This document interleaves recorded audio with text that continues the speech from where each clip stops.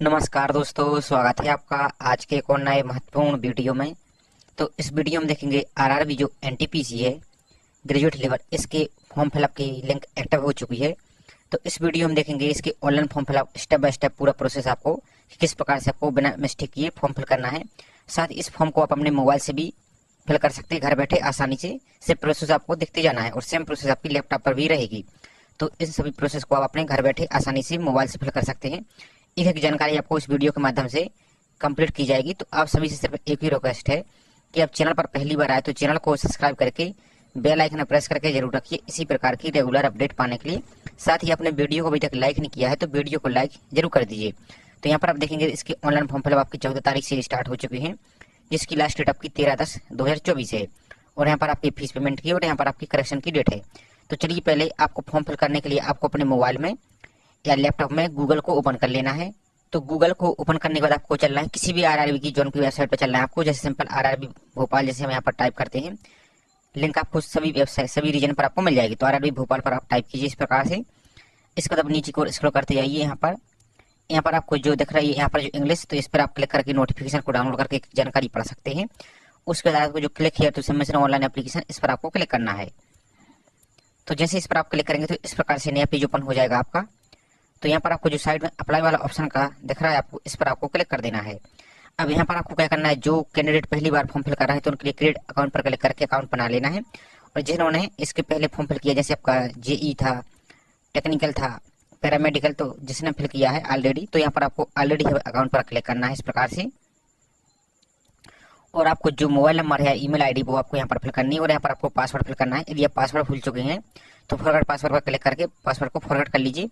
और यहाँ पर आपको जो कैप्चा दिख रहा है इस कैप्चा को इस प्रकार से यहाँ पर क्लिक कीजिए, लॉगिन पर सिंपल सा क्लिक कीजिए। तो जैसे आप लॉगिन कीजिए तो इस प्रकार से आपका नया पेज ओपन होगा। तो यहाँ पर आपको पूरी इंस्ट्रक्शन यहाँ पर जानकारी दी गई है, एक एक जानकारी आपको यहाँ पर पढ़ लेना है। उसके बाद आपको यहाँ पर नीचे करना है तो अप्लाई ऑनलाइन पर आपको क्लिक कर देना है। तो जैसे आप इस पर क्लिक कीजिए तो अब आपको इस प्रकार से नया पेज ओपन होगा। तो यहाँ पर आप देखेंगे जो एनटीपीसी आपका ग्रेजुएट लेवल पोस्ट, तो इस पर आपको यहाँ पर सबसे पहले आपको यहाँ पर आरआरबी सिलेक्ट करना है कि आप कौन सी आरआरबी से अपना फॉर्म को फिल करना चाहते हैं।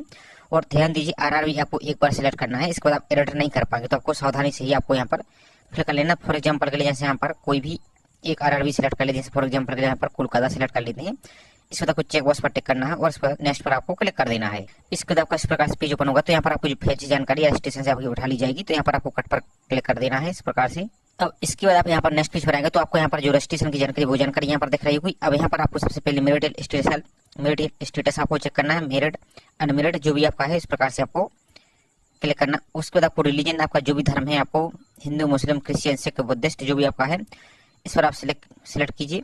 उसके बाद आपको मदर टंग यानी मातृभाषा कौन सी है आपकी, जो भी आपकी मातृभाषा है इसमें से आप सिलेक्ट कीजिए। उसके बाद सबसे इंपॉर्टेंट आपका जो आप एग्जाम में शामिल होंगे जब, तो कौन सी भाषा में आप एग्जाम को देना चाहती हैं। तो जैसे यहाँ पर कोई भी क्षेत्रीय भाषा यहाँ पर सिलेक्ट कीजिए। साथ ही इसके साथ इंग्लिश आपकी डिफॉल्ट भाषा के रूप में यहाँ पर आएगी। तो जो भी आप भाषा को यहाँ से देना चाहते हैं सिलेक्ट कर लीजिए। और ध्यान दीजिए यदि आप इंग्लिश सिलेक्ट करते हैं तो सिर्फ इंग्लिश में ही आपका क्वेश्चन पेपर आएगा, हिंदी में आप ट्रांसलेट नहीं कर सकते। यदि आप हिंदी या कोई और भाषा करते हैं तो आपकी डिफॉल्ट भाषा के रूप में इंग्लिश भी रहेगी। तो इसको आपको विशेष रूप से ध्यान से फिल करना है। यहाँ पर आपको आइडेंटिफिकेशन विजिबल मार्क आपको एंटर करना है, जो भी आपका कट मूल का चिन्ह है, मार्क 1 और मार्क 2। यदि नहीं है तो आपको सिंपल सा नो मार्क पर क्लिक करना है। इसके बाद आपको यहाँ पर कम्युनिटी आपकी, तो जो भी आपकी कैटेगरी है उसके अनुसार यहाँ पर सिलेक्ट कीजिए। जैसे अनरिजर्व तो इनके लिए आपको जाति प्रमाण पत्र की जानकारी नहीं देनी है। यदि आप अन्य जानकारी जैसे for example SC ST OBC जो भी आप जानकारी फिल करते हैं तो इस प्रकार से आप टिक कीजिए। अब यहाँ पर आपको क्लिक करना है, यदि आप क्रीमी पर आते हैं OBC तो एस कीजिए और इस पर आप टिक कीजिए। अब यहाँ पर आपको जो जाति प्रमाण पत्र है उसका आपको सर्टिफिकेट नंबर देना होगा। और इसके बाद आपको अथॉरिटी को जानकारी देनी है किसने आपका इशू किया है। तो यहाँ पर पूरी लिस्ट मिल जाएगी आपको, यहाँ पर तहसीलदार तक यहाँ से आप बनवा सकते हैं। अब आप बहुत से स्टूडेंट के लिए यही डाउट आएगा कि स्टेट वाला आप लागू यहाँ पर फिल करें या सेंट्रल वाला। तो कोशिश कीजिए आप कि सेंट्रल वाला बनवा लें, तो आपके लिए कोई प्रॉब्लम नहीं है, क्योंकि बाद में आपके लिए 10 दिन का टाइम दिया जाता है। तो बहुत से स्टेट ऐसी हैं जहां पर 10 दिन में आपका ये जाति प्रमाण पत्र नहीं बन पाता है डॉक्यूमेंट वेरिफिकेशन के टाइम। अब जैसे MP वालों की बात करें तो MP में 2 से 3 दिन में आपका जाति प्रमाण पत्र बन जाता है। लेकिन आप कोशिश कीजिए कि आप अभी सेंट्रल का जाति प्रमाण पत्र बनवा लीजिए, उसके बाद यहाँ पर फॉर्म फिल कीजिए। अब जाति प्रमाण पत्र कैसे बनवाना है तो इसका ऑलरेडी वीडियो बना दिया है, तो लिंक आपको डिस्क्रिप्शन में दी है कि अगर आपको डॉक्यूमेंट लगेंगे तो उसको देकर अपने जाति प्रमाण पत्र को बनवा सकते हैं। इसके बाद आपको यहाँ पर इशू डेट, तो जो आपकी जो आपकी सेंट्रल वाली यदि आप फिल कर रहे हैं तो सेंट्रल की जो नई डेट है वही डेट यहाँ पर फिल कीजिए। और जो आपका सर्टिफिकेट नंबर है, जो आपका स्टेट का सर्टिफिकेट होता है, वही सर्टिफिकेट नंबर आपका सेंट्रल पर भी फिल रहता है, क्योंकि स्टेट के बेस पर ही आपका सेंट्रल का ये जाति प्रमाण पत्र इशू किया जाता है। तो जो स्टेट का सर्टिफिकेट नंबर जो आपके सेंटर पर लिख दिया गया है वही सेंट्रल वाला है, आपको यहाँ पर लिखना है। और जो सेंट्रल की इशू डेट है वही आपको डेट यहाँ पर फिल करनी है। और यहाँ पर इशू अथॉरिटी का नाम, अब बहुत सी स्टूडेंट ये बोलते हैं कि हमारे जो जाति प्रमाण पत्र है उसमें इशू अथॉरिटी का नाम नहीं दिया है, तो आप क्या कीजिए, जो आपका जाति प्रमाण पत्र है ऊपर देखिए या नीचे देखिए तो आपको ऑफिस का नाम लिखा रहता है कि किस ऑफिस का है, या सील देखिए और सिग्नेचर देखिए किस अधिकारी ने या किस अधिकारी की लगी है, तो आप यहाँ पर इसको सिलेक्ट कर सकती हैं। इसके बाद आपको यहाँ पर अपना स्टेट सेलेक्ट करना है, यहाँ पर आपको डिस्ट्रिक्ट सेलेक्ट करना है, इन प्रेजेंट एड्रेस, यहाँ पर अपना एड्रेस फिल करना है एक एक करके, यहाँ पर आपको टाउन, यहाँ पर अपना पिन कोड, यहाँ पर आपको यदि परमानेंट एड्रेस और प्रेजेंट एड्रेस सेम है तो आपको दोनों पर टिक कर देना इस प्रकार से। और उसके बाद आपको यहाँ पर सेव पर क्लिक करना है और उसके बाद आपको नेक्स्ट पर क्लिक कर देना है। अब नेक्स्ट पेज आपका ओपन होता है, एक्स सर्विसमैन की डिटेल्स देनी है, यदि आप एक्स सर्विसमैन है तो यस कीजिए और यहाँ पर उसकी जानकारी फिल कीजिए, यदि नहीं तो आपको नो पर इस प्रकार से क्लिक करना है। इसके बाद आपको यहाँ पर are you person with benchmark disability, यदि आपके पास डिसेबिलिटी है, यदि आप है तो यस कीजिए, उसकी जानकारी दीजिए यहाँ पर, और यदि नहीं है तो आपको नो पर क्लिक करना है इस प्रकार से। इसके बाद आपको स्क्राइब की जानकारी देनी है, तो इस पर यदि स्क्राइब की जानकारी देना चाहते हैं तो यस कीजिए और इसको टिक कीजिए, यदि नहीं है तो आपको सिंपल से आपको नो पर इस प्रकार से क्लिक कर देना है। इसके बाद आपको यदि ईबीसी, अब ईबीसी क्या है तो आप इसको नोटिफिकेशन में रीड कीजिए। तो ईबीसी आपकी विशेष रूप से कोई कैटेगरी नहीं है, सिर्फ आपको लिए यहाँ पर फीस में छूट दी जाएगी।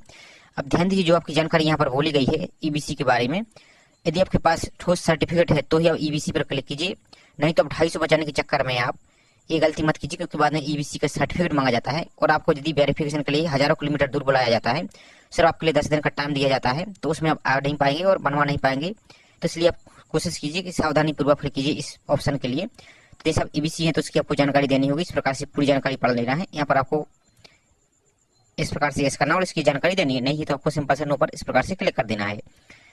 अब इसके बाद details of serving railway applicant, यदि आप हैं तो आप यस कीजिए, नहीं तो आपको नो पर क्लिक करना है। इसके बाद आपको यहाँ पर क्या करना है, करंट एम्प्लॉय डिटेल्स आपको यहाँ पर देना है। तो इस पर आप यदि कुछ रेलवे के कर्मचारी नहीं है तो सिंपल से आपको यहाँ पर नोट एप्लीकेबल पर क्लिक करना है।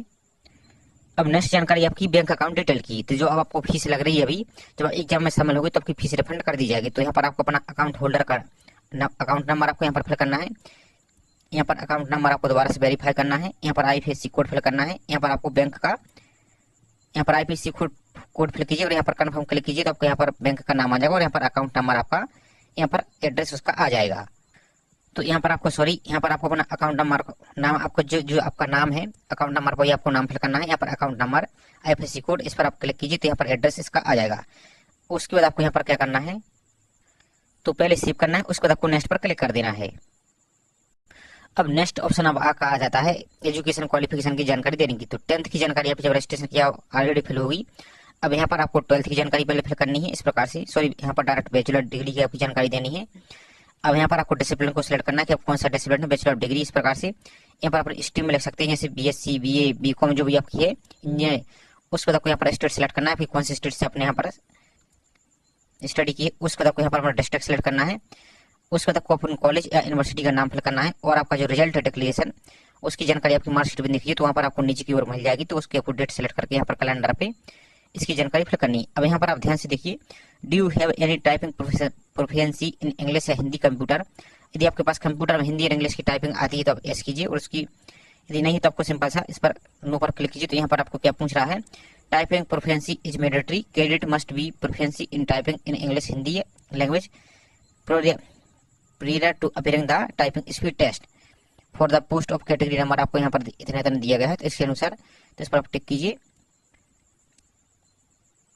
उसके बाद आपको यदि एस कीजिए तो एस कीजिए। उसके बाद आपको जानकारी देनी, यहाँ पर आपको अपना जो बैलेट आपका मेट्रिकुलेशन है 10th की सर्टिफिकेट उसकी आपको यहाँ पर डॉक्यूमेंट को अपलोड करना होगा। उसके बाद आपको यहाँ पर ये आपको जानकारी ऐड करने के बाद आपको यहाँ पर ऐड पर क्लिक करना है। उसके बाद आपको नेक्स्ट पर क्लिक कर देना है।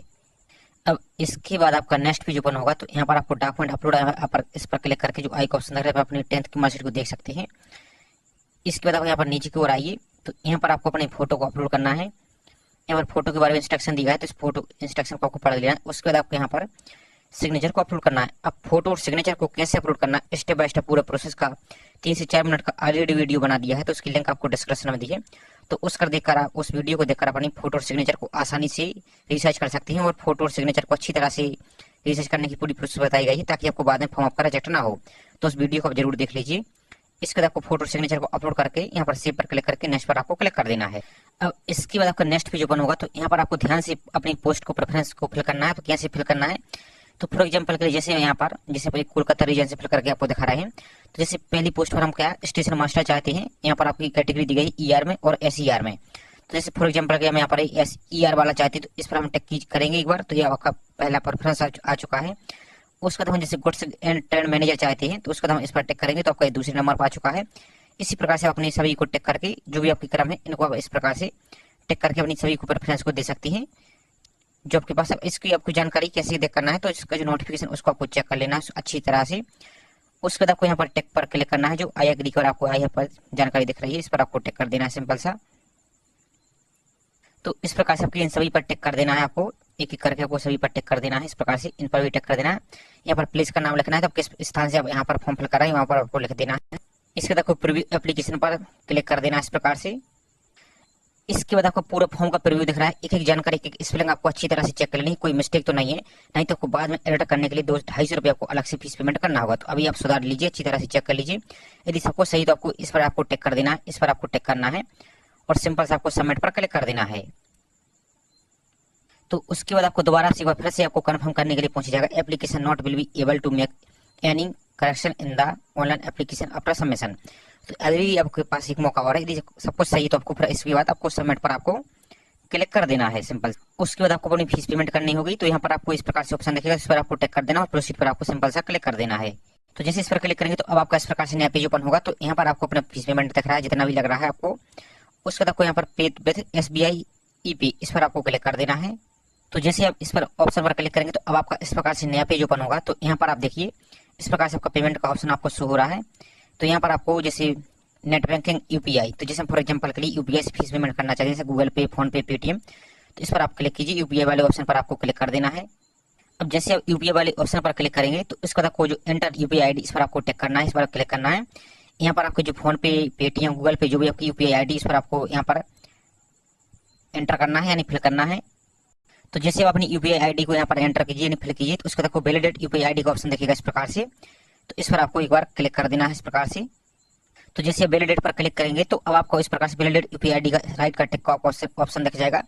अब यहाँ पर आपको पे नाउ का ऑप्शन दिखेगा, इस पर आपको क्लिक कर देना। तो आपका जो गूगल पे या फोन पे जिसकी अपनी UPI ID फिल की है तो उस पर आपको एक मैसेज आएगा, तो वहां से आप अपनी फीस को पेमेंट कर दीजिए। तो जैसे आप अपनी फीस पेमेंट कर देंगे तो अब आपको यहाँ पर पूरी अपनी रिसिप्ट दिख रही होगी। तो इसको आप यहाँ पर नीचे की ओर करके जो प्रिंट का ऑप्शन दिख रहा है यहाँ से अपनी रसीद को पहले प्रिंट कर लीजिए। प्रिंट करने के बाद आपको गो बैक पर ऑप्शन पर जाना है। आपको गो बैक के ऑप्शन पर जाने के बाद आपको यहाँ पर दोबारा से आप अपने डैशबोर्ड पर देखिए।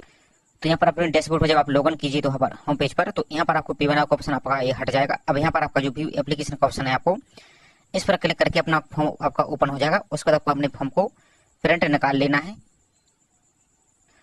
तो इस प्रकार से आपका पूरा फॉर्म यहाँ पर शो हो जाएगा। अब यहाँ पर आपको नीचे को कॉर्नर में देखिए तो आपको प्रिंट एप्लीकेशन फॉर्म का ऑप्शन दिख रहा है।